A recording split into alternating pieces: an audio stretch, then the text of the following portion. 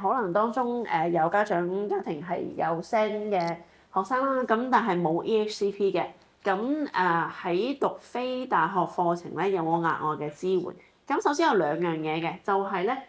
有英國係有 Disability Student Allowance 嘅，咁呢個咧係俾入咗籍嘅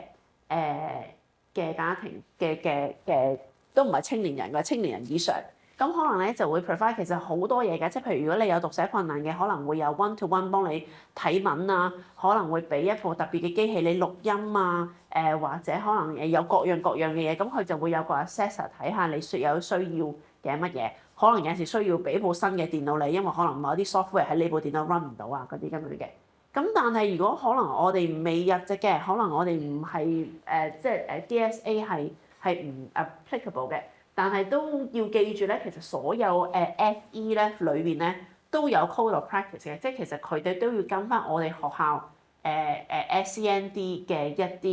啲做法，即係唔係話入咗 FE 就冇人理啊，或者冇人跟。咁